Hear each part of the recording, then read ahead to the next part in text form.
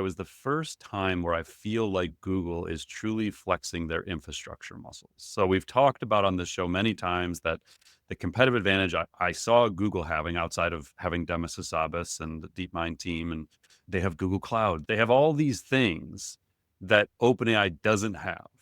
And this was the first time where you watched an event and thought they seemed like the big brother all of a sudden.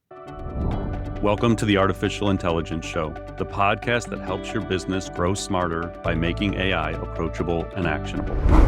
My name is Paul Raitzer. I'm the founder and CEO of SmarterX and Marketing AI Institute, and I'm your host. Each week, I'm joined by my co-host and Marketing AI Institute Chief Content Officer, Mike Kaput, as we break down all the AI news that matters and give you insights and perspectives that you can use to advance your company and your career. Join us as we accelerate AI literacy for all. Welcome to episode 149 of the Artificial Intelligence Show. I'm your host, Paul Raitzer, along with my co-host, as always, Mike Kaput. We are recording this on Friday, May 23rd at 3-ish p.m. Eastern Time because it's Memorial Day on Monday. And so we will hopefully not be working. That's the plan, at least. So I am, as anybody listens last week, oh God, that was this week. Okay, so that was Tuesday. If you listen to on Tuesday, I was in London and I got back late last night. So I feel like I'm still on London time right now. We're going to do our best to get through this one in a normal fashion. And then I am going to go to bed, I think. Or I told Mike before, guys, I either need a drink or my bed. I'm not sure which I need more. It might be a drink in my bed. Okay. So it has been, on top of all the travel and everything, it has been a wild week. And I don't say that lightly, Mike. I feel like we often say it's been a busy week, but it has been wild. Like it's still only Friday afternoon, but it is one of the crazier weeks we have had this year in AI news and events. And product launches and models that we've been telling you were coming. They showed up. We have some new models. So it's lots to get to. We have some fun news for you. You're going to get 2 episodes of the Artificial Intelligence Show this week. So, our usual regular episode 149 here is our weekly. We are introducing a new podcast series we're calling AI Answers. And that's going to become a bi-weekly series. We're expecting every other week we're going to drop one of these. And so the basic idea here, so episode 150, you're going to get on Thursday, May 29th, and that is going to be AI Answers, a special episode. And so the premise here is in 2021, I started teaching an intro to AI class once a month for free. And we have had now, I think, over 32,000 people register for that class.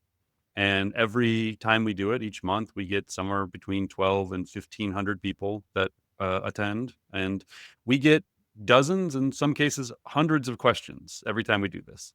And then I also teach a scaling AI class, 5 essential steps to scaling AI, once a month for free on Zoom. You can register for both of these. We'll put links in the show notes. June 10th is the next intro. June 19th is the next scaling. And for scaling, same deal. We get maybe 500 to 800 people every time for scaling, and we get dozens of questions. And I always leave time at the end for Ask Me Anythings, but we get to like 5 of them, 7 of them, maybe. And so we realize like there's all these questions, and it's not only helpful to one, get answers, but 2, it helps everyone understand a pulse of like, where is the market right now? Like where are people at in terms of their understanding? Like I'll give you an example. With scaling, we way more commonly get questions about environmental impact than we did 6 months ago. Like people are starting to connect the dots and the questions are fascinating. So we had this idea last week after we got done with, I think I did one of these last week. Maybe I did intro or something. I don't remember what it was, but it was scaling I did last week. And so Claire on our team and I were talking. I was like, hey, let's just start doing these as like bi-weekly podcasts. So what we're going to do is AI Answers is going to be taking a collection of as many as we can get through. I'm guessing we'll probably do maybe 20 per podcast episode. We'll take about 20 questions from the actual intro to AI session and from the actual scaling AI session. And we'll do a podcast episode every other week where we go through those Q&As. So that is coming, episode 150. And plus, we want to do something fun for episode 150. It seemed like a nice mile marker. So introducing a new podcast series seemed like a great way to go about it. So Thursday, May 29th, expect a second episode this week, and that will be AI Answers. And that will be for the Scaling AI webinar that we did last week. So there'll be questions from that. So if you attended that and had a question, check out the podcast. Maybe we'll be answering your question on air. All right. So this episode today, our regular weekly, is brought to us by the AI for B2B Marketers Summit, which is coming up very fast. I am probably building my presentation this weekend. So this is Thursday, June 5th at noon Eastern time.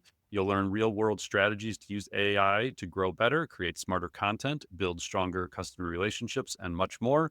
You can go to b2bsummit.ai. That is B, the number 2B summit.ai to learn more. Check out the full lineup. There's a free registration option. Thanks to our presenting sponsor, Intercept. And number 2, we have MACON 2025. So this one's still a little ways away, except we were in a meeting last week and somebody said it was like 20 weeks or something like that, or 21 weeks. And I started realizing like, wow, that's going to get here really fast too. So MACON is our flagship in-person event. It's coming up October 14th to the 16th in Cleveland on the shores of Lake Erie. Right across from the Rock and Roll Hall of Fame. We'll be at the Cleveland Convention Center. Dozens of speakers have already been announced, including dozens of breakout sessions and main stage sessions and our 4 hands-on workshops. This is the 6th year Marketing Institute is putting this on, and we would love to have you in Cleveland with, 1,500 plus other forward-thinking marketers and leaders.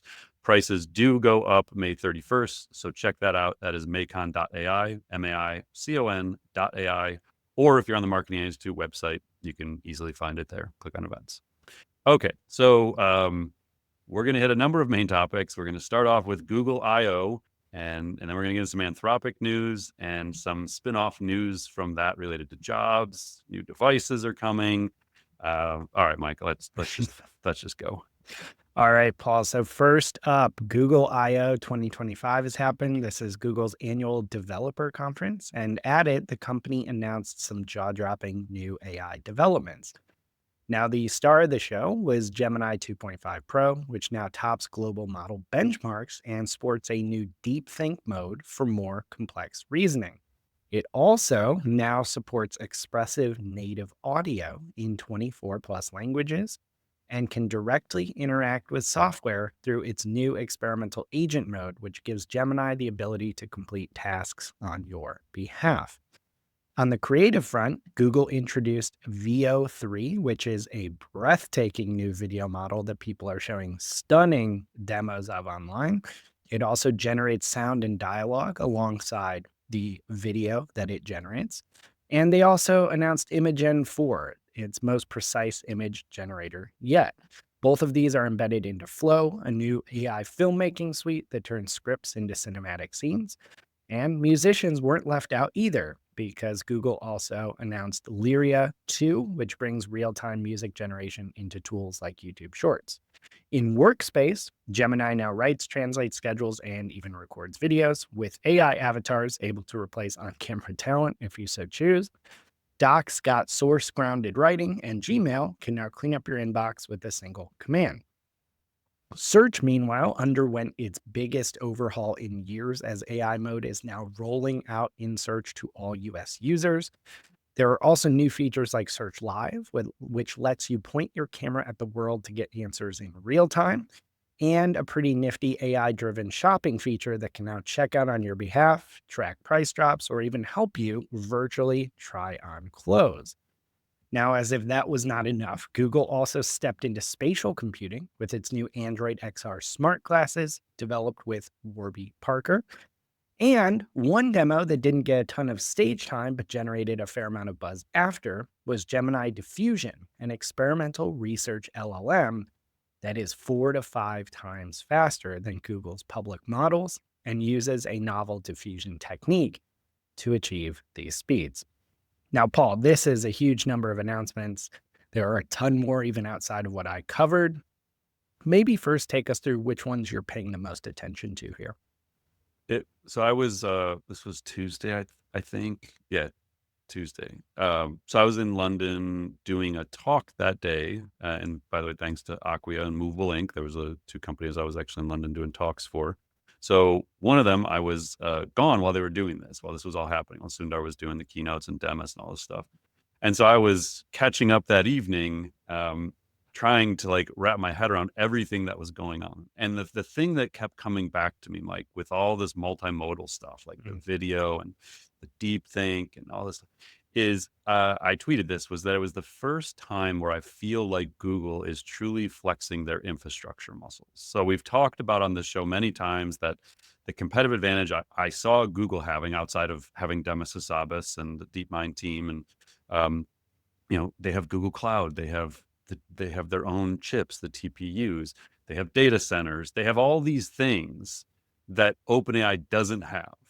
And this was the first time where you watched an event and thought they seemed like the big brother all of a sudden. Like it was that takeaway where you realize they have so much more than the other players here. And it's like their game to lose. And I don't think that's how it's always felt. Like it felt like they were playing catch up for a long time. And now when you look at their models, they're on par or better than anything else that's out there. The multimodality is incredible. When you start thinking about, what's going on with, like AlphaGo being that kind of technology being baked into what they're going to do in the future, it's really just impressive to watch. So that was my first takeaway. And then, like you, looking at the VO3 videos that people are sharing, I have yet to play with it myself, but with the sound, and the sound's incredible. Like, so there was one I saw this morning where it was a design lead at Google Labs tweeted, and we'll put the link if you want to see what I'm referring to here. The prompt he gave to VO was third-person view from behind a bee as it flies really fast around a backyard barbecue. And I just watched it, and you're like, how? Like, how is this possible? That AI does this. The sound's incredible. Like the people are muffled, and you actually hear like the buzzing of the bee over the people, but the people are still there, and they're I don't know. It was just unreal. So I retweeted that, and I said, created with simple words, no code, no equipment, no expert production abilities. I think we have lost sight already of how insane and disruptive this technology is, and it just keeps getting better. So, and then like that was just one video. I mean, I've seen a bunch where you're just like, how? and then I listened to interviews with Demis Hassabis, and you can tell he is actually mystified by how good it is, and the fact that if he's actually sitting back in awe of what's happening, that really tells me something about the technology. The other thing is the Gemini Live is huge. I'm waiting for the video component of this. So again, if you go back to last year, we were talking about Project Astra and this having the ability on your phone and eventually on your glasses to see and understand the world around you and interact with it. If you've ever come to any of my talks, I show Project Astra all the time. Well, we've had this in ChatGPT now for a few months where you could pop up a video and actually interact with the world through that. And so I got that this morning. I think it's been live for other people, maybe on Android devices. I'm not sure. But as of this morning, when I went into my Gemini app on my phone, I now have the video live feed also in there. So yeah, I think those are a couple of things. There's, like you said, there's so much to talk about on the tech side. We'll put links to all that in there. But I wanted to spend a moment talking about the bigger picture here and where all these innovations are actually leading to, because there's no need to connect the dots here for you. Like they tell you straight up, all of this is being built to build a universal AI assistant. It's literally the headline of the post from Demis Hassabis, that they're building a universal AI assistant. So I'm just going to read a couple excerpts here, Mike, because I think it helps frame for everybody how all this is related and what Google is trying to do here. So again, this is straight from the article from Demis. It says, over the last decade, we laid the foundations for modern AI era, from pioneering the transformer architecture on which all large language models are based, to developing agent systems that can learn and plan like AlphaGo and AlphaZero. We've applied these techniques to make breakthroughs in quantum computing, mathematics, life sciences, and algorithmic discovery, and we continue to double down on the breadth and depth of our fundamental research, working to invent the next big breakthroughs necessary for artificial general intelligence. This is why we're working to extend our best multimodal foundation model, Gemini 2.5 Pro, which I still have the preview version of. I think that's the version that's live still for people, to become, quote unquote, a world model that can make plans and imagine new experiences by understanding and simulating aspects of the world just as the brain does. So then I put a note in here, and I think I mentioned this a little later on in the show, but we'll make sure the link's in here. Alex Kantrowitz did an interview with Demis during Google I/O that Sergey Brin, the co-founder of Google, crashed. He wasn't supposed to be on the stage with them, but apparently last minute he decided he wanted to be on the stage too. And Demis actually in that, this is where he was showing surprise that somehow Vio just seems to understand the physics of the world and be able to model those physics of the world. And without an actual like physics engine built into it and programmed into it. So he was saying, like, as a video game developer in his early days of his career, he would build these engines that would try to make the characters like function as though they would in the real world, within the physics, within gravity, things like that. And yet somehow they seem to be saying that it just watched millions and millions of videos and it somehow learned the underlying physics of the world, is what they're implying. Because I kept wondering, like, how much are they teaching it? Like, is there some engine behind it? He made it seem like there just isn't, which is shocking. And this is Jan LeCun. Like, he's big on there needs to be a world model before we can get to AGI. And, I think Demis agrees. So continue on real quick. Making Gemini a world model is a critical step in developing a new, more general and more useful kind of AI, a universal AI assistant. This is an AI that's intelligent, understands the context you are in, and that can plan and take action on your behalf across any device. The ultimate vision is to transform the Gemini app into a universal AI assistant that will perform everyday tasks for us, take care of our mundane admin, and surface delightful new recommendations, making us more productive and enriching our lives.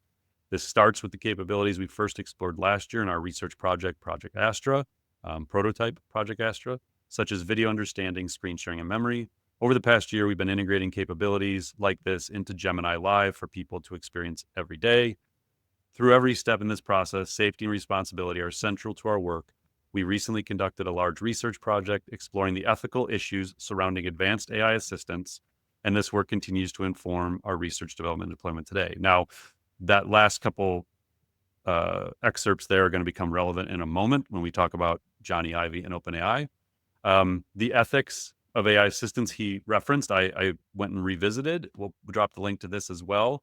Just a couple quick notes here. So they published this in April 2024. And so now what the interesting thing is, I always go back and look at the research, go back and look at what people said in the context of what we actually have today. And you can actually it's just interesting to connect it and like see the deeper meaning. So here's what they said in April 2024, before the rest of us had exposure to what they've now put into the world.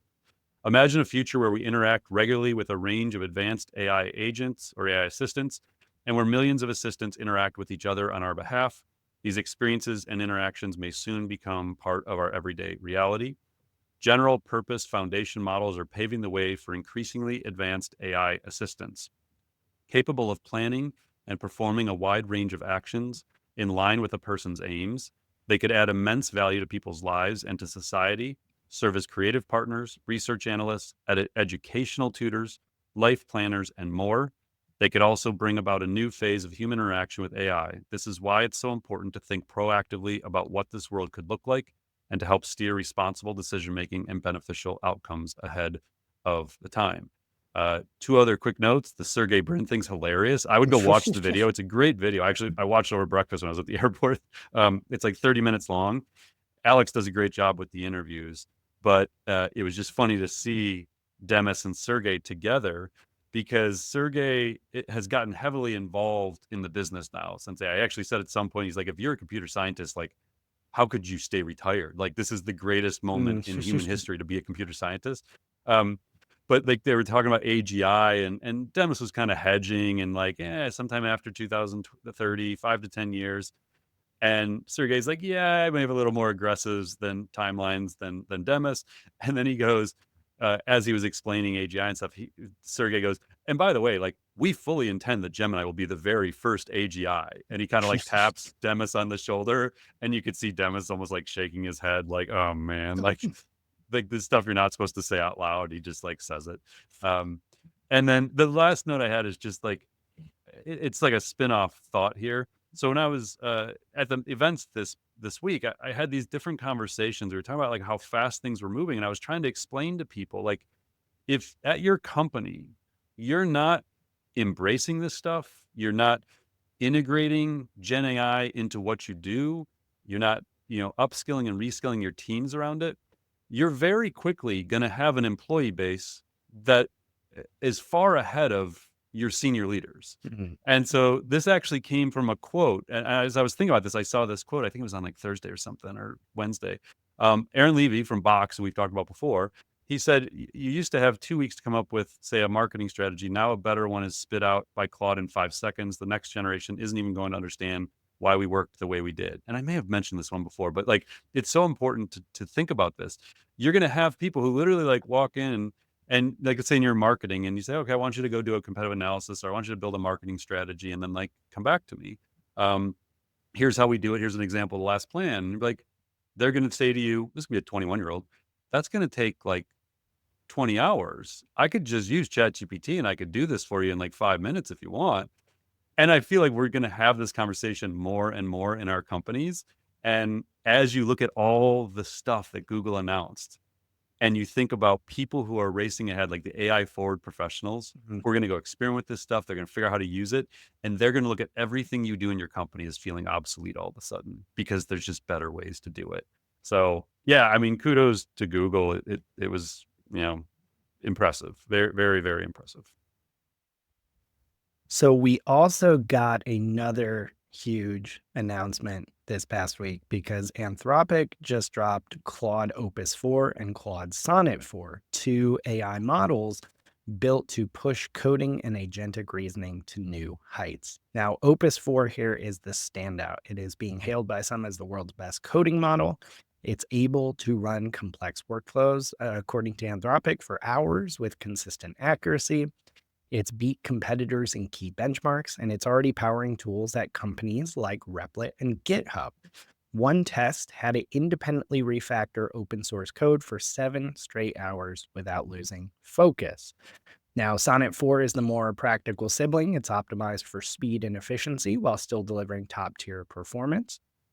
But despite these amazing breakthroughs come some real concerns. In safety tests, we're already seeing reports that Opus 4 exhibited manipulative behavior. It actually, if you can believe it, attempted to blackmail engineers when it was told it would be shut down. In other simulations, it significantly improved a novice's ability to plan bioweapon production. These were very controlled experiments, but they did reveal that models this powerful can go way off script.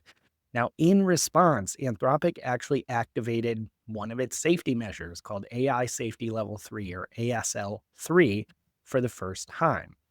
So, this means they're starting to use real time classifiers to block dangerous biological workflows. They're hardening security to prevent model theft and monitoring systems to make sure they can detect jailbreaks. Now, Paul, on one hand, we've got a powerful new model to play with, and initial experiments I've seen and I've personally done uh, are really, really impressive. So that's really cool. On the other, this model is literally so powerful, it is displaying manipulative behavior and triggering these crazy safety precautions. What are the implications here of something this powerful? We've talked numerous times in the last 6 months about Claude 4 being delayed.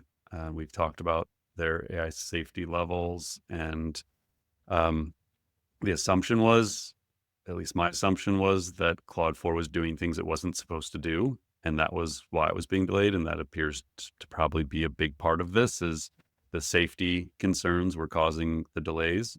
And I guess first, maybe on a lighter note, if this is even a lighter note, it's so powerful, it seems, that it's like changed the way you actually talk to it. So we talk a lot about prompting and the importance of understanding how to work with these different tools. There was actually a tweet from Alex Albert, who's the head of Claude Relations. And he said one of the most surprising things about Claude 4 is how well it follows instructions, sometimes almost too well.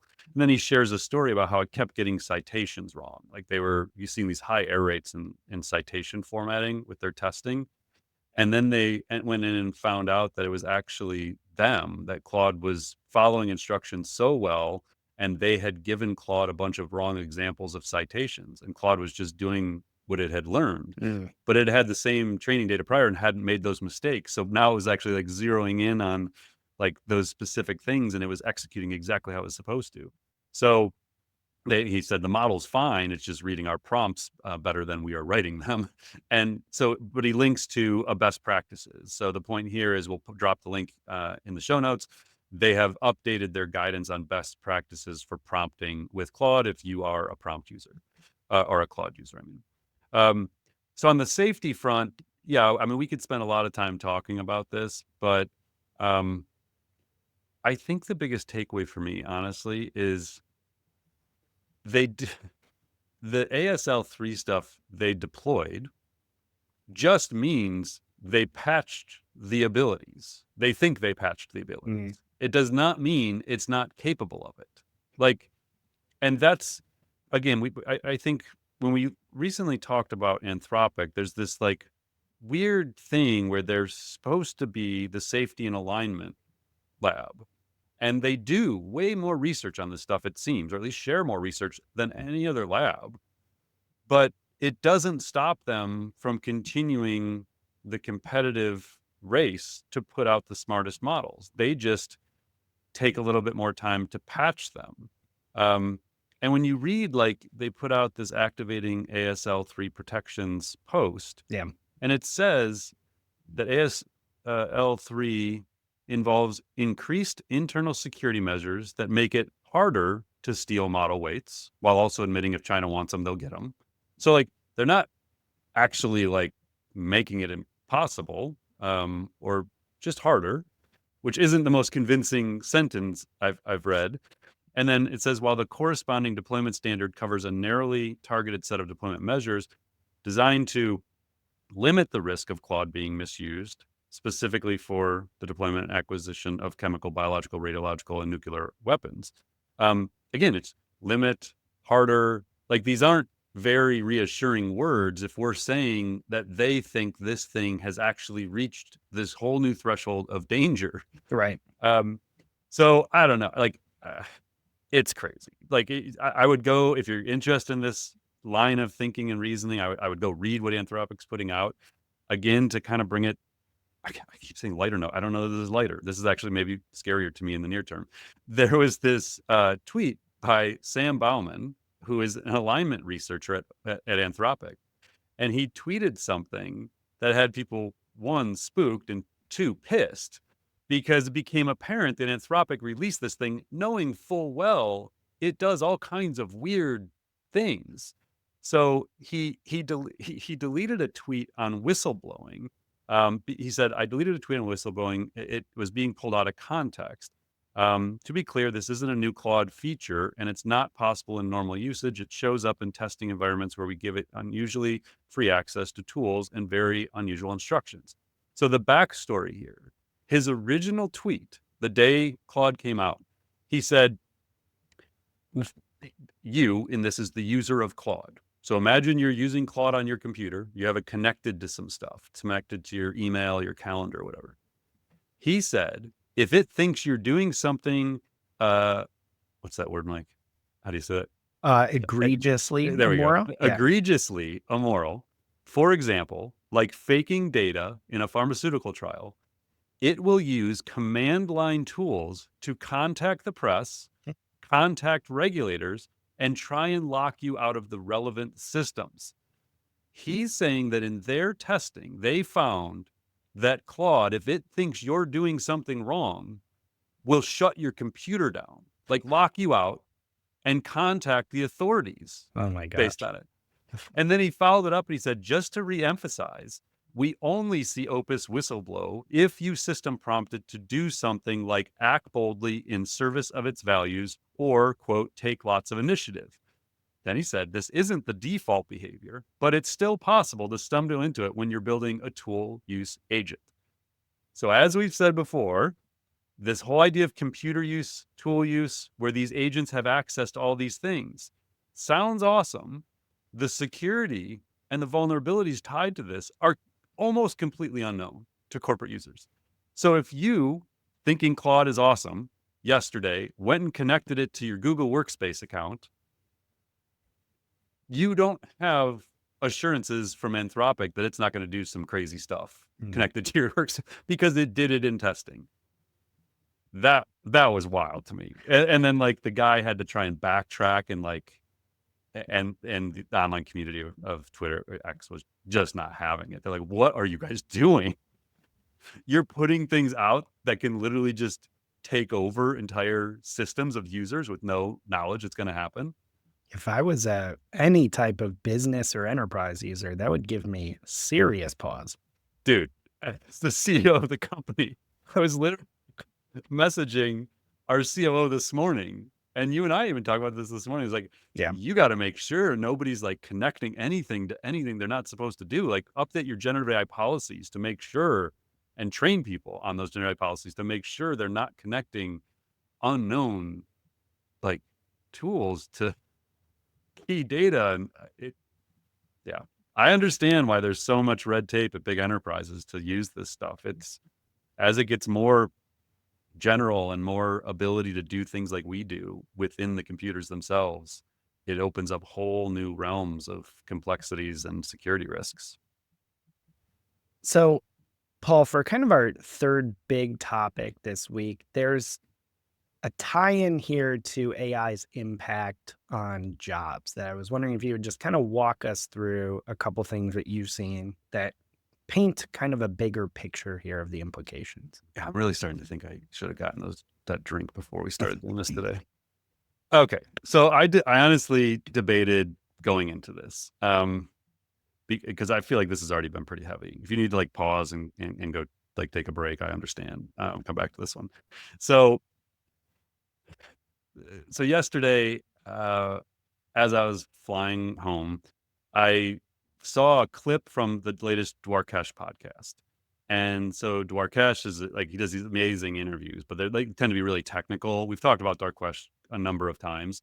I love his stuff. You just got to be ready to be like 3 hours of overwhelmed. I'm hitting you with like 30 minutes here, but like for 3 hours, your mind is just going to explode. But he has now had these two guys on from Anthropic, Sholto Douglas and Trenton Bricken. They're great. Like they're awesome to listen to. Sholto focuses on scaling reinforcement learning, and Trenton researches mechanistic interpretability at Anthropic, which is the study of trying to like understand how these models work and what they're thinking and why they do things. So these dudes know their stuff. So in this interview, I'm just going to read this excerpt. Sholto, I do think it's worth pressing on that future, referring to the impact of AGI and jobs and stuff. There's this whole spectrum of crazy futures, but the one that I feel we're almost guaranteed to get, and he said this is a strong statement to make, is one where at the very least you get a drop in white collar worker at some point in the next 5 years. I think it's very likely in 2, but it seems almost overdetermined in 5. On the grand scheme of things, those are kind of irrelevant time frames. It's the same either way. So then Trenton says, this is a little bit later on, yeah, just to make it explicit, we've been touching on it here. Even if AI progress totally stalls, you think that models are really spiky and they don't have general intelligence. So he's saying like, that's where we're at today. Like we can just shut it off. He said, it's so economically valuable and sufficiently easy to collect data on all of these different jobs, these white collar jobs, such that Sholto's point, we should expect to see them automated within 5 years, even if you need to hand spoon every single task into the model. So what he's saying is there's such motivation to train these models to do people's jobs that even if you have to go through massive projects to train it on specific jobs, it's worth it if you're the one building the companies. So then Sholto says it's economically worthwhile to do so, even if algorithmic progress stalls out and we just never figure out how to keep progress going, which I don't think is the case. That hasn't stalled out yet. It seems to be going great. This is still Sholto. He said the current suite of algorithms are sufficient to automate white collar work, provided you have enough of the right kinds of data. compared to the total addressable market of salaries for all those kinds of work, it is so trivially worthwhile. So the whole point he's making is, if you think about, so if you're doing a startup, you'll always look at like total addressable market. If you're building marketing campaigns, launching new products, total addressable market. Like, what is the total market we could do if we sell something? So what they're saying is, you take like a field like accounting and you say, oh man, there's $200 billion in salary every year spent in the United States on accounting. If we could build a product that automates accountants, as a big market, like that's $1 trillion company, maybe. Let's go do that. That's the point they're making, is the models as they exist today, which is the point I've been trying to make to everyone, as they exist today, if you just shut them off and you took 4.0 and Gemini 2.5 and Claude 4, never improved them, they're basically AGI already when they provide reinforcement learning on top of them for specific fields. So I'm sitting there this morning and I'm trying to I'm getting my kids ready for school, and I take them to school in the mornings. And so I'm drinking my cup of coffee and I'm thinking about this. And then I'm like, I gotta try and put this in context for people when Mike and I talk later today. So I go into Google Deep Research. So if you've never used Google Deep Research, we talk about it quite often. Do it. I every time I give a talk now, I say this is your homework assignment, because anytime I say who's done a deep research project, you usually get like 5% of the room raises their hands. So this is your research. This is your homework assignment from this podcast if you haven't used Deep Research yet. So I go in and I give Google Deep Research the following prompt. I have a theory that today's most advanced AI models could already be considered AGI if they are post-trained on data specific to jobs and professions. I'm assuming a definition for AGI of AI systems that can perform at or above the level of an average human who would otherwise do the work. The motivating factor for developers and entrepreneurs to build these AGI-like solutions could be the total addressable market of the salaries in a given profession. Can you run a research project looking at the total addressable market, or TAM, by estimated total salaries across top professions in the United States? So that is the prompt. It then gives me a research plan. The research plan, so again, if you haven't used Deep Research, this is really important for you to understand. It's now all the AI from here on out. I don't do anything. It says, my goal is to try and figure out which professions and industries entrepreneurs and venture capitalists will go at disrupting first, thereby figuring out where the greatest potential job displacement is in the coming years. It then builds an 8-step research plan, which is, I don't know, eyeball this, about 300 to 400 words. It's going to identify official U.S. government sources, such as the Bureau of Labor and Statistics. It's going to, for each profession, identify the previous step, gather the most relevant available data. It's then going to calculate estimated total addressable market. For professions with the highest TAM, it's going to research primary tasks and responsibilities. Then it's going to analyze and evaluate susceptibility to high TAM professions. So it builds this whole plan, and then it pops up and is like, we good? Like, you want me to go? You want to edit it? So I just hit start research, and then I took the kids to school. I came back 20 minutes later. It was done. So I now had a 40-page report with 90 citations written for me, including a table with the top 30 U.S. professions ranked by their total estimated annual salary, or TAM, based on May 2023 Bureau of Labor Statistics data. This ranking highlights the professions that represent the largest pools, yada, yada, yada. So it goes through and does this entire analysis, which is, it's not shocking because I've done deep research before. Like, I know what it is capable of, but the quality is crazy. And then I'm going to read the conclusion to you, because I want to call out a couple of really key things here.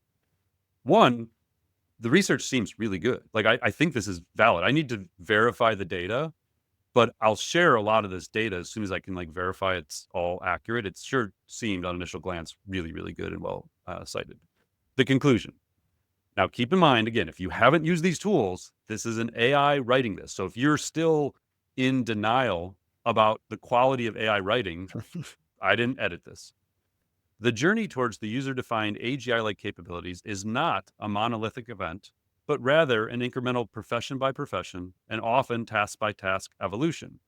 While AI excels at data processing, pattern recognition, and automating routine cognitive and even some physical tasks, uniquely human attributes such as deep critical thinking in novel situations, complex strategic judgment, genuine empathy, I boldface that, I'm going to come back to that in a second, and sophisticated interpersonal negotiation remain largely beyond the grasp of current AI. Consequently, in many fields, AI's immediate role will be powerfully augmentative, freeing human professionals from repetitive and data-driven labor to concentrate on these higher order skills. Now, genuine empathy, Mike, before I continue on with this conclusion, the fact that it knows AI can simulate empathy, but that only humans have genuine empathy, that was one that I just stopped in my tracks. And I was like, well, that's fascinating. Because we've talked about that before, where machines can't be empathetic. They don't feel anything. Right. But they can simulate feeling things, and it can be very convincing. So the fact that the machine itself identifies okay, so it says, nevertheless, the dual imperative of this technology wave is undeniable. For entrepreneurs and venture capitalists, the landscape is rich with opportunities to innovate, create value, and redefine industries by leveraging AI to tackle high TAM challenges. The potential for significant returns is substantial for those who can successfully navigate the technological, ethical, and regulatory complexities. Simultaneously, the societal implications, particularly concerning job displacement and the evolving nature of work, are profound. While new roles centered around AI will emerge and many existing roles will transform, the transition will require proactive strategies for workforce adaptation, reskilling, and education. The challenge is not merely to replace human labor, but to reimagine how humans and AI can collaborate to achieve outcomes previously unattainable. I mean, Mike, you and I write for a living. We've read a lot. If you gave me that, I would think like this is a PhD student that wrote this. Sure. Like, Yeah, easily. there's nothing in here I would edit. There's nothing I would change factually. It is right in line with how we think about the world. And so then that led me to like, now I'm sitting there like trying to explain to my wife the significance of this. And, she's willfully listening. Like, thank you to her for listening to me think this out loud. And I explained to her, I was like, listen, if I would have needed to do this project prior to 6 months ago, I would have either hired somebody, I'd have had to block off time on a weekend to start the project. There's no way I would finish it because I would have to go do all this research myself. I'd have to build the research plan, do the research, then I have to write thing. So we're talking about 25 hours probably just for the research, just to go find all this data, organize the data. Then I actually got to write the report. So in essence, it would have never happened. I would have never talked about it on the podcast. Like I wouldn't have had time to do it. The crazy thing though, and I showed Mike this earlier when we were on a call, some of these outputs, that was just the start. Then in deep research, there's a create button. Well, the create button lets you build an infographic. It lets you add Gemini app capabilities to the infographic where you can click like explore buttons. It created a 17-minute audio overview of the research report, the 40-page report. It built a 10-question quiz. It built me a web page, and I was able to build an app with a prompt. All of this is available. So going back to the quote that we started with, that in the next 2 to 5 years, the future of work just changes. It looks completely different. And to me, it's not like lost on me the irony of using the deep research tool to do a research project on the obsolescence of humans in work. And part of me honestly like struggles to share this because I feel like once I ask the question in the room, how many people have done a deep research project? And 90% of those people raise their hand, even 50%, 20%. The future of work will have changed. Like right now, it's like we have this insane technology that's just sitting before us. And there's so few people that even understand what it's capable of. And then once they even know what it's capable of, to actually like go and do it. But to like look at this stuff and understand it and then be able to like in your own mind say, oh man, I got 10 ways I could use this right now. Yep. And maybe it's 10 projects you just weren't doing. Like I wouldn't have done this, but it's transformative. And I try really, really hard on this show to never hype stuff, to not over exaggerate anything. Like we try and keep it as even keel as possible. Having just been with lots of leaders recently and had these conversations, I just don't understand what the world looks like once everyone else knows how to use these tools Hmm. and starts to build their teams knowing what's possible. Um, so yeah, so and then the last thing I'll say here is like we were torn on like what do I do with this, because it's hard to explain this through just like words without like people visualizing this if you've never done the deep research project. So I talked with Kathy and Mike this morning. I was like, should we just like do a free webinar? Like I'll just show people how to do this. So um, check the show notes. We're gonna hopefully by the time this airs on Tuesday, we'll have a date picked. But I'm just gonna do like an AI deep dive and do like a Gemini deep research for beginners, and I'm just gonna show you everything I just explained. Show you the prompts, show you the outputs, the infographic, the web page. So hopefully that it's helpful for people to start to understand this, because I want people to start not only doing these projects, but start to think about the impact it's going to have on their teams and their people. And until we get to that point where we're on the same page with what's possible, I don't think we're going to be able to build for the future of work and the future of organizational charts. So, so yeah, check the show notes. AI deep dive coming up on Gemini deep research, and then we're going to be building a whole bunch of this stuff into our academy. But I want to do this for free and show it to as many people as we possibly can, so we can get everybody kind of moving in the same direction here and thinking about the implications together. Yeah, as someone who saw the outputs you were able to produce and is familiar with these tools, I was still surprised and stunned in a pleasant way. So I'd say don't miss this, even if you are familiar with deep research. Yeah.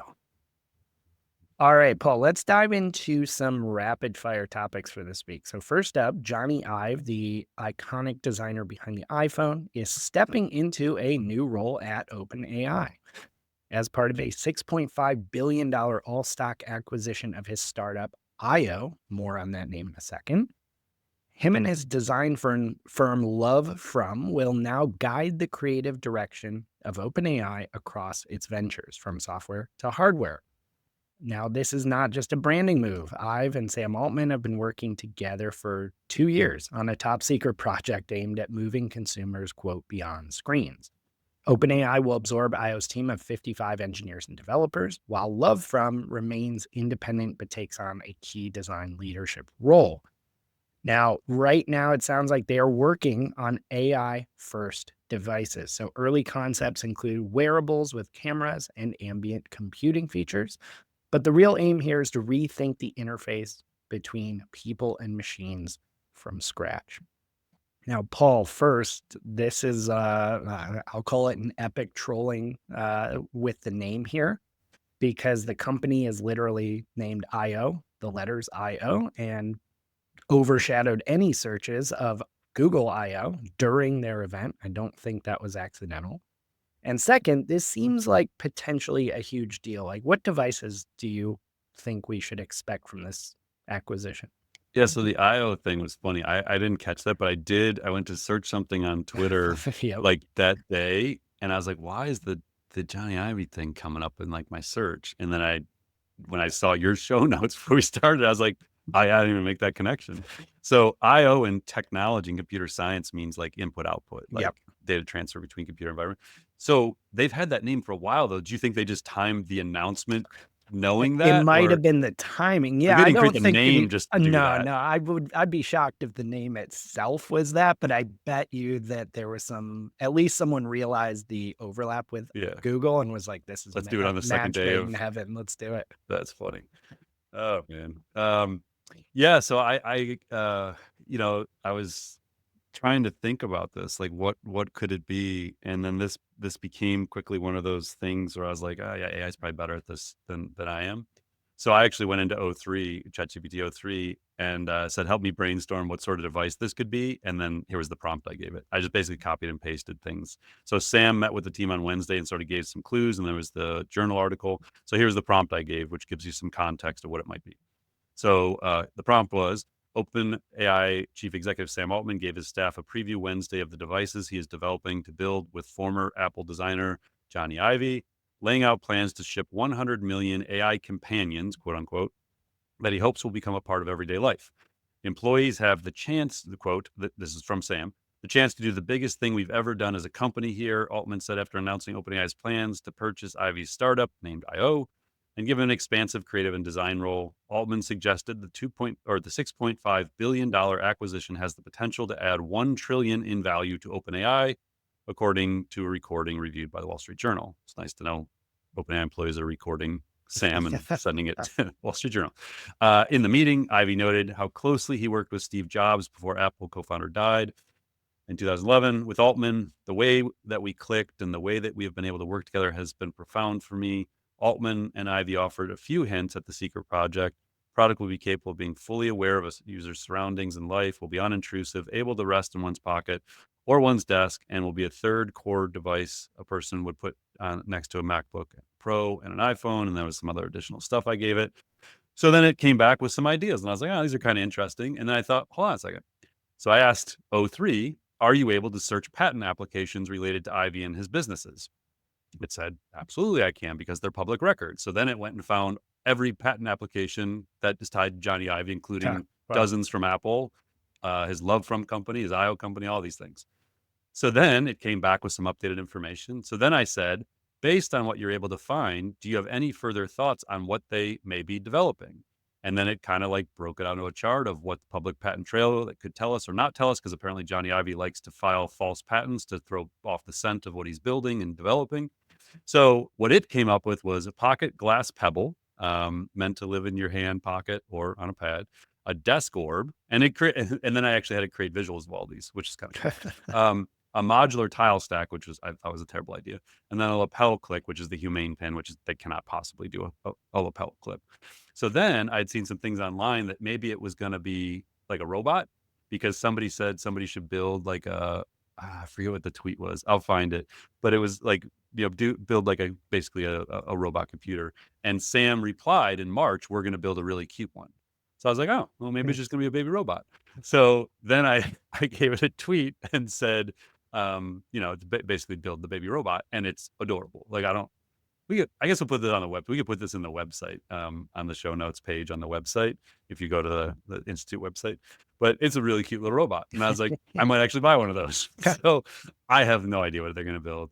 I've heard a lot about like a little puck of some sort, but they're going to be a series of devices. So keep in mind, Ivy built, the iPad. He built the MacBook Pro. He built the iPhone. Like, everything is a collection of devices that interact with each other. And so it's possible it's a bunch of different form factors. Like, we just don't know. I will say, though, go back to episode 148 where we talked about this, and like Sam's platonic ideal state of what this thing is an operating system for your life that listens to everything, every book you've read, every meeting you've had. And you start to now like, okay, so devices are part of the vision for this whole operating system. And then the last thing is just, what does it mean to Apple? I haven't looked at Apple stock today. We're not going to see these products until probably late 2026. I'd be shocked if they can keep it under wraps until then of like what they're actually building. Supply chains talk, they're leaky. So I would think we'll find out sometime sooner than that. But I don't know, man. Apple, between getting crushed on the AI stuff and just not being able to solve that, and now having to compete with devices already from Google, and I don't know. Like, I've historically been pretty bullish on Apple stock. I'm starting to like think about that. I'm not offering investing advice here, but I am starting to wonder about Apple's long-term viability, unless they got to come out strong with something. They need to do what Google did and just like throw the gauntlet down on something, because they haven't done that in a long time. Our next topic is about AI's impact on the environment. Now, the energy footprint of AI is far bigger than most people realize, and it's growing fast, according to a new investigation from MIT Technology Review. Now, this report reveals that training models like GPT-4 consumed enough electricity to power San Francisco for 3 days. And that's just the beginning, because it's not training the models that is eating up all the power necessarily. Inference, the energy used each time someone interacts with AI, is now the main driver of energy use, according to this report. So every time you ask, say, ChatGPT a question, you generate an image, you create a short video, you use an AI tool to create some type of output, you're using energy equivalent to running a microwave or riding miles on an e-bike. Now, obviously, multiply that by billions of queries made each day, and the energy toll of AI as a category becomes enormous, according to the math that MIT Tech Review ran. By 2028 alone, they predict AI could use more electricity than 22% of all US households combined. Now, Paul, we've talked a bit here and there about AI's impact on the environment. It's a big concern. What's your take here? It doesn't seem like AI labs are really doing much to curb energy usage. It just seems like, with OpenAI Stargate, for instance, they're just looking to build more power generation. Yeah, this is the multi-trillion-dollar pursuit. Like you have to build the data centers to not only train the models, but more and more to do the inference, because we're talking about, the devices we have today and the applications we have today. They're looking out 5 to 10 years and saying we're going to have 1 billion humanoid robots. They're all going to be calling. There's going to be AI in every device we use. Every piece of software is going to have AI. Like it's literally just going to be everywhere. And every time it's used, it's going to, draw on the grid basically. So that's why so much effort's being put into, other energy sources and the need to, build out more. Hmm. And I do get, like I've mentioned numerous times now, I get this question every time I do a talk now. Yeah. Like there's always someone who's asking about the impact on the environment and energy and things like that. So we'll keep talking about it. This is one of the more advanced research reports I've seen that actually tries to quantify it. But what I tell people, and this is not a great answer, I think it's the truth. AI labs are aware. You probably have people who are environmentalists within the AI labs, not all of them, but certainly there's going to be people within those labs who care deeply about the environment as well. And Right. their general belief, the AI labs' general belief is let's solve intelligence and let intelligence solve it. Like we just need to build AGI and ASI. We just got to get there, and then we'll figure out the energy thing after that. And so they're going to do what they can in the meantime and be energy efficient where they can and make algorithms more efficient so they're, less intensive in the power use. But the demand is going to be so massive. It's just going to keep growing. So that, I believe, truly is their hope, is that once we get to super intelligence, it'll figure out the energy stuff for us. So us lonely, we little humans can't figure this out on our own. We need super intelligence. All right, next up, Microsoft just had its annual Build conference where it unveiled over 50 new tools designed to shift AI from reactive assistants to autonomous agents that reason, remember, and act. So this agent-first vision cuts across everything from GitHub to Windows. GitHub Copilot now functions like an AI teammate that can refactor code, implement features, and troubleshoot bugs. Meanwhile, Azure's Agent Service supports complex multi-agent workflows for enterprise tasks. Now, at the heart of this push is memory. Microsoft introduced tech like structured retrieval and agentic memory, aiming to give all these agents across these different tools context about your goals, your team, and your technology. Now, Paul, we've known Microsoft, like everyone else, is all in on AI agents, or at least whatever they believe or are calling AI agents. Tons of enterprises use Microsoft products, and it sounds like those products are now going to have a ton more agentic capabilities, which kind of makes me think of the question, like, what do businesses need to even be talking to employees about or teaching them when it comes to using agentic capabilities beyond just normal AI? Teaching them how to use Copilot in general would be a really good start. I can't tell you how many times a week I talk to companies who have Copilot who provided no change management training to their teams about what to do with it. So I don't know. I mean, agents do open up a whole new realm of challenges depending on how sophisticated and autonomous they actually are and what data they have access to and what systems they have access to internally. So there may be a whole bunch of training that's needed. If they're just, basically automations that, are doing somebody's tasks for them, then you're just providing some basic training about how to set them up and how to create them. Like you and I have done that with custom GPTs, with some companies, just guide them a little bit. Yeah. Yeah, I don't know. Like poor Microsoft though. Oh my gosh. Like this was on Monday. I haven't heard a word about Microsoft since Monday. Like just you had Anthropic, you had the OpenAI stuff, you had Right. Google I/O. Like, wow. Talk about like a short news cycle. No kidding.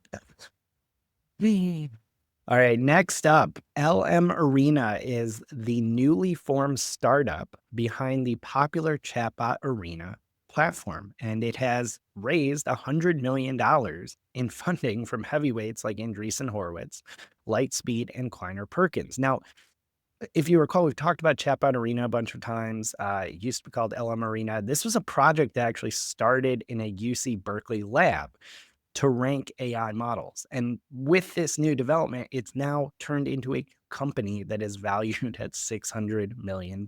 Now, the site lets users pit AI models against each other and vote on which one performs best. The platform has logged over 3 million votes across 400 models, which has made it this go-to benchmark for top labs like OpenAI, Google, and Anthropic.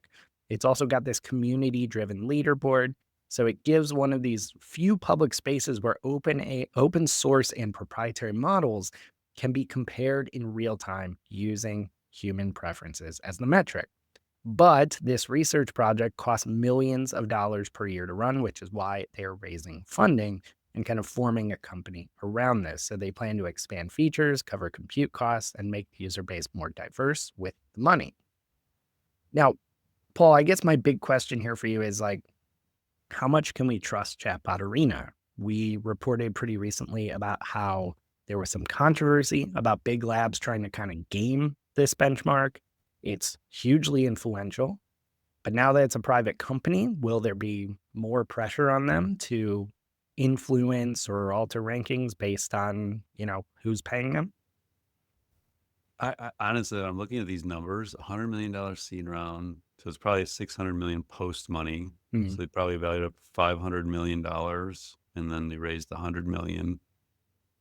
The only thing I can come up with, Mike, and this is off the top of my head because I hadn't thought about this before this, is that their plan would be to do the industry and career specific rankings and benchmarks, that they're going to get into like the ranking them for accountants, ranking them for lawyers. Like the only way I could see a total addressable market big enough to justify this kind of valuation is if there's a whole other business plan here to get into like the much larger space, which would be that. Right. And then probably some other things I'm not thinking about, but it's an enormous valuation for an error-prone chatbot ranking system that most people outside of tech don't even know exists.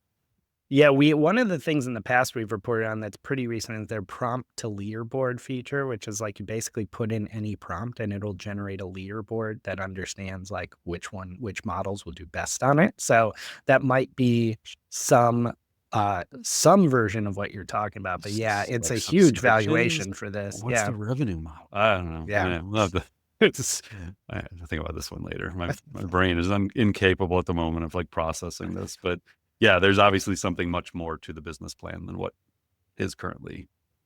And also just as a bigger note too, and we've mentioned this a couple times, like people, when we talk about like state of the art models or a new model comes out and someone's like, well, such and such model crushed a benchmark or a leaderboard. This is the kind of thing they're talking about. These are just like, there's certainly established tests in math and science and things, but when they say like top the chatbot leaderboard, it's often this one they're talking about. It's just a community leaderboard. Right. So, but imagine like new model drops, you got Claude 4, you got 2.5. I'm a lawyer. I don't know which one helps me write my legal briefs best. Yep. And I can go in and be like, yeah, I need to write a legal brief. And it'd be like, boom, Claude 4 ranks, it's done 2,000 legal briefs. And like that's valuable to me. I don't know what the market looks like, but obviously those VC firms did some analysis and decided it was a multi-$100 billion market. All right, next up. In 2019, journalist Karen Hao walked into OpenAI's offices with rare access and one big question. What was this ambitious, secretive company really building? And what she found at the time was a research lab in transition. They were rapidly shifting from nonprofit idealism to a corporate entity racing towards artificial general intelligence.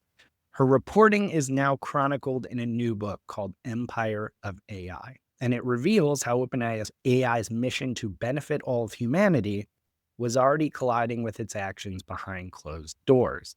So at the time, OpenAI had just begun to withhold models like GPT-2. They had cut a controversial deal at the time with Microsoft and aimed to restructure themselves to allow profit-seeking investment. Now, executives have insisted these moves were necessary to stay competitive and steer AGI safely. But Howe's interviews, at the time nearly 36, suggested some growing secrecy, internal tension, and a widening gap between OpenAI's public messaging and private ambitions. Now, after that first article was published in 2020, OpenAI actually cut off communication with her. But as Hao now reveals, that profile became a touchstone and encouraged a bunch more insiders to come forward and talk to her. So the book, which came out on May 20th, is based on over 300 interviews since then and paints a comprehensive and not at all flattering picture of OpenAI behind the scenes. So, Paul, we have followed Karen's work for quite some time. She spoke at our Marketing AI conference, and she's done awesome work. But kind of sounds like she's sounding some alarm bells here in this book. I had this book on pre-order. I got the audio because I was planning on listening to it on my flights, and then I was working on some other stuff and I didn't get to it. But I'm absolutely going to read this. She's a great writer and she's respected. She's been at some leading publications, and yeah, I'm sure OpenAI doesn't like it. I can't really comment on it until I've actually read the thing. But if you're intrigued by this, the kind of the drama, the soap opera side of all of this, I'm guessing this book is full of fascinating things that you would find intriguing. So I would recommend it only because she's a great writer and we followed her for so long that I'm sure it's an incredible work. So yeah, more to come once I actually get a chance to get through it. All right, next up this week, we have some more stories that add to our ongoing conversation around AI's impact on education. So 2 stories this week. First up, a Northeastern University student has demanded an $8,000 refund from the college after discovering her professor used ChatGPT to generate course materials. Now, the issue here is that the syllabus that the teacher had banned AI use for students. So she is not alone. Across campuses, students are calling out what they see as some hypocrisy, with professors leaning on AI to save time while punishing students for doing the same. Professors, at least some of them, however, argue AI makes them more efficient, frees time up for deeper engagement, and can support student learning. Now, the second thing we heard this week, Duolingo's CEO is taking a bit of a more controversial stance on AI in education. And he actually came out saying AI isn't really just a teaching tool, it is the future of instruction. With over 100 million users, he's now claiming that the company's AI can predict test scores and tailor learning better than any human teacher. This led the CEO to make a controversial statement saying that schools were going to survive not for education, but because, quote, you still need childcare. Now, Paul, 2 interesting additions to the broader discussion we've been having on AI in education. Maybe give me your thoughts on both of these. The Northeastern one's kind of funny. Yeah. So the way she found it was she was going through it was for organizational behavior. So she was reviewing lecture notes, and she noticed that partway through it was an instruction to ChatGPT, quote, expand on all areas, be more detailed and specific. Oh, no. So the professor left the prompt. Oh, boy.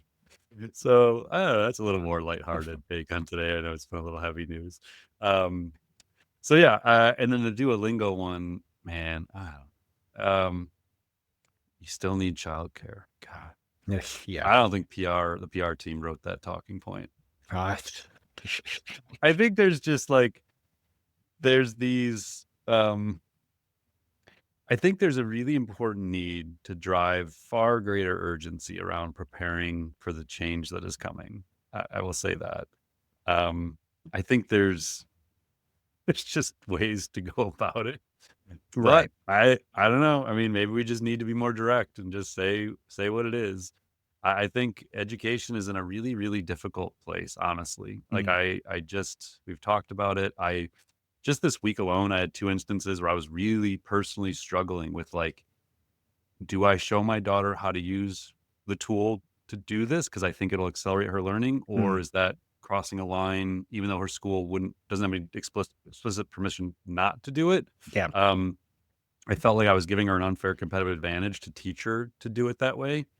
And I worried that if I did, I was going to get a call from somebody saying, okay, we have to outlaw this now because that, and then I get into a situation where like, but it's not like, this is how she's going to, if you know these things, you have a competitive advantage in the workforce. And I feel like increasingly parents and teachers who like understand and teach this stuff, their kids and their students are going to be so far ahead of other people. Like, you can just accelerate their understanding of topics so much faster. And like I see it every time I work with my kids on this stuff. And I'm starting to like really worry that it's going to be unevenly distributed in a much greater way than I thought it was going to be. So yeah, I don't know. I mean, every week, but in the positive side, I keep getting great outreach from professors who are sharing stories with me of like cool things that they're doing. And maybe as part of our, we've got another idea for an upcoming series that we're working on for the podcast. We're going to kind of tell these stories.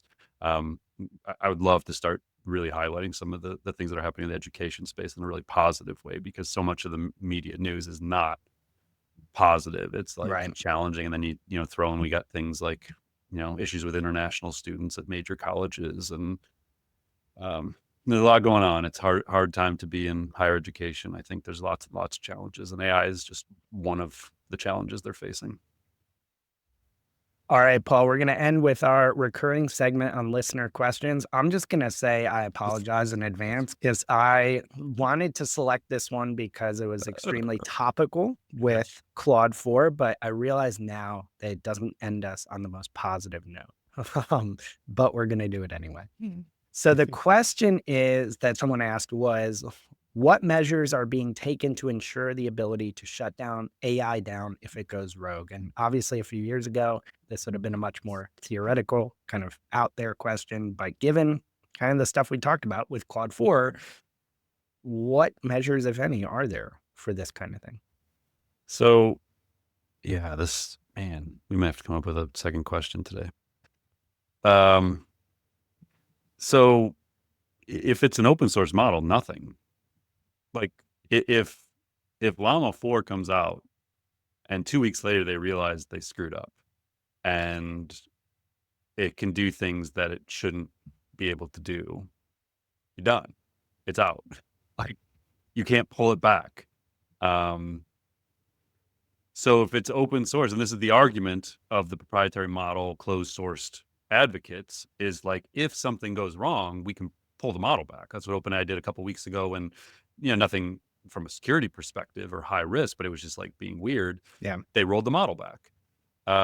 They can monitor usage, like Anthropic monitors usage. It looks at the words being used. They have deep monitoring of that stuff. So if it's a proprietary closed system, they can monitor it, they can pull back, they can make updates to the system instructions to try and resolve something.